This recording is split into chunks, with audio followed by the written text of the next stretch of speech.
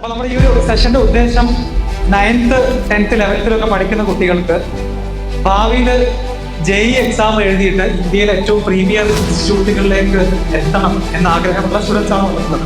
അതുകൊണ്ട് തന്നെ JEE preparation സമയത്താണ് പല സ്റ്റുഡൻസും അവരുടെ വീക്ക്നെസ്സുകളൊക്കെ റിയലൈസ് ചെയ്യുന്നതും അത് ഫിക്സ് ചെയ്യാൻ ശ്രമിക്കുന്നതും.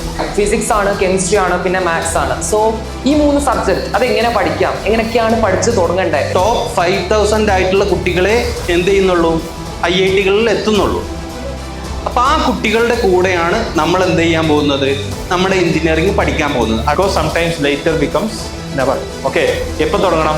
അറ്റ്ലീസ്റ്റ് ഇപ്പോഴെങ്കിലും ആ ട്രാക്കിൽ കയറിയിട്ടില്ല എന്നുണ്ടെങ്കിൽ ഇപ്പോഴെങ്കിലും ആ ട്രാക്കിൽ കയറാനുള്ള ആത്മാർത്ഥമായിട്ടുള്ള പരിശ്രമം നമ്മളെ സംബന്ധിച്ചിടത്തോളം ഉണ്ടാവണം എന്നുള്ളത് നമ്മൾ മനസ്സിലാക്കാം. ആത്മവിശ്വാസത്തോടു കൂടി എഫേർട്ട് കൂട്ടിയാൽ എഫേർട്ട് ഈസ് എവരിതിങ്.